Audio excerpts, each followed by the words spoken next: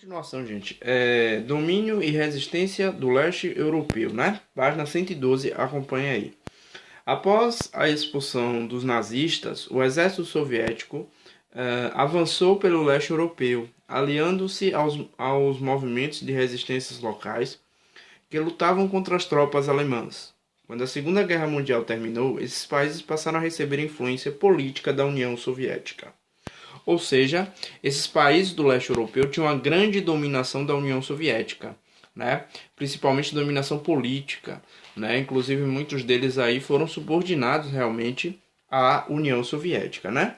Com o apoio do Exército Vermelho, os comunistas chegaram ao poder na Tchecoslováquia, Polônia, Bulgária, Romênia, Albânia, República Democrática Alemã, Alemanha Oriental, né? E Hungria. Apenas Iugoslávia, sob o comando nacionalista de Marechal Tito, mantinha a orientação socialista independente do governo de Moscou. Ou seja, apenas a Iugoslávia, né, que depois se dividiu em diversos outros países, né, Croácia, Kosovo, entre vários outros, Montenegro, Sérvia, né? Você tem aí diversos países que surgiram ali, que antigamente era a Iugoslávia. Essa Iugoslávia não, ela tinha uma independência referente, era socialista, mas tinha uma independência referente à União Soviética. Os outros países aí citados, todos eles foram muito influenciados pela União Soviética, principalmente a questão da ideologia, do socialismo. Lembre que a gente vai viver em um determinado momento a chamada Guerra Fria, né? A criação do Conselho para Assistência Econômica Mútua, Comecon, em 1949, e o Pacto de Varsóvia, lembra que a gente falou desse Pacto de Varsóvia anteriormente, né? Era um pacto aí militar, consolidaram a hegemonia política e econômica dos soviéticos no leste europeu. Ou seja, ocorreu uma dominação soviética no leste europeu, né?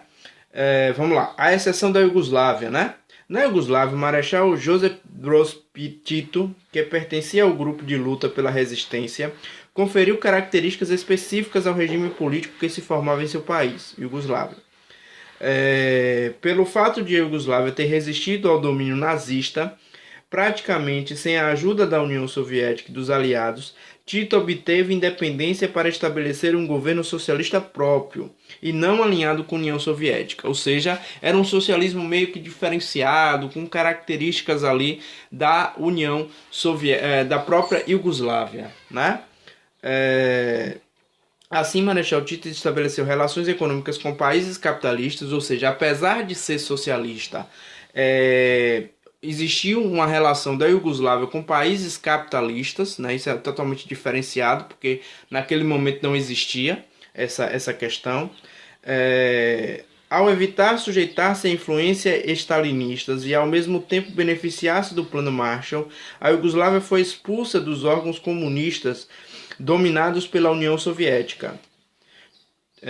União Soviética em 1948, episódio que ficou conhecido como Ruptura Tito-Stalin. A partir de então, o partido foi alvo de campanhas que tratavam Tito como inimigo e traidor das ideias socialistas. Após a morte de Stalin, houve uma reaproximação entre os iugoslavos e o governo soviético de Nikita Khrushchev, e as relações entre os países melhoraram.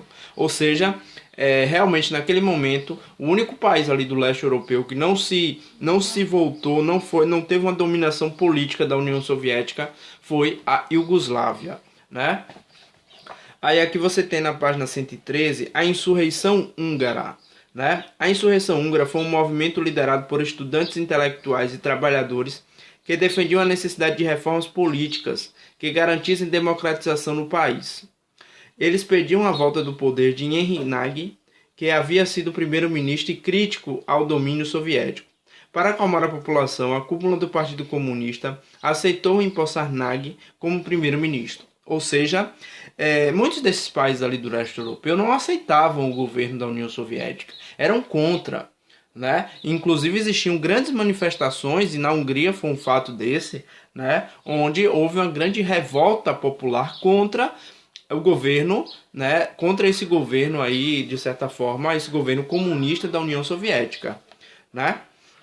Nagy afrouxou o controle do Estado na economia, libertou presos políticos, concedeu liberdade à imprensa e restabeleceu o pluripartidarismo. Ou seja, Nagy tinha olhares democráticos, né? Diferente aí do olhar meio que de Stalin, um olhar personalista, autoritário.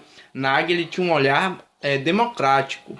A Hungria, na verdade, lutava por uma democracia. Quando você fala de pluripartidarismo, são vários partidos, né? Você fala aqui também de liberdade de imprensa, uma coisa que Stalin não dava, liberdade de imprensa, né?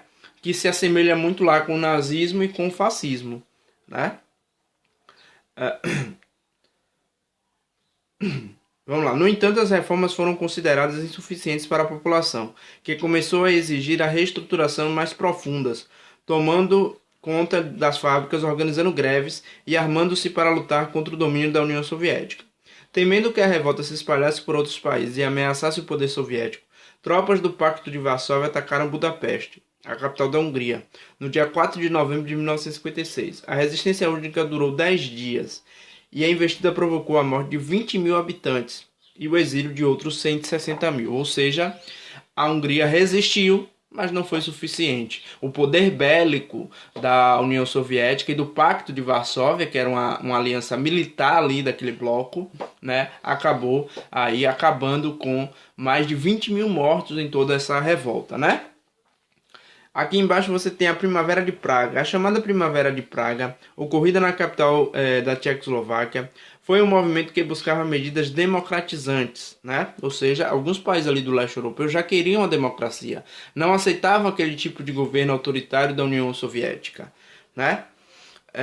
Em 1968, o primeiro-ministro Ludvík Svoboda e o parlamentar Alexander Dudek, também primeiro secretário do Partido Comunista, iniciaram uma ampla reforma social, que incluía maior liberdade de expressão e de imprensa, defesa dos direitos das minorias e liberalização religiosa.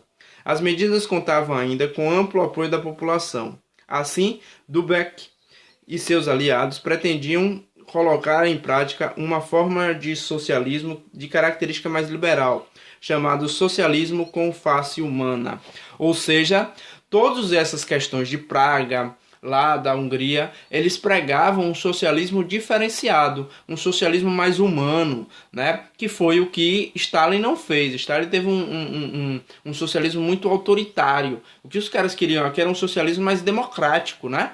Mais humano, de face humana, como se diz aqui, né? Cadê?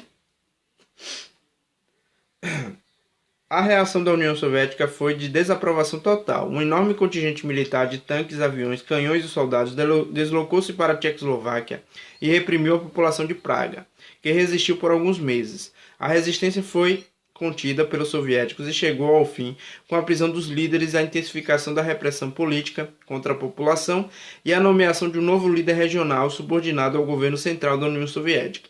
A repressão soviética foi severa, mas a luta pelo socialismo com face humana não foi encerrada com o fim da Primavera de Praga. Ou seja, a Hungria e a Tchecoslováquia mostravam aí que aquele socialismo de Stalin, ele não era o desejado naqueles locais. Eles queriam um socialismo mais com uma face humana, né, com liberdade de imprensa, com democracia, com respeito aos direitos do povo, coisa que Stalin, de certa forma, não concordava. Tanto não concordava que invadiu tanto a Hungria quanto a Tchecoslováquia para acabar com esses movimentos. Beleza?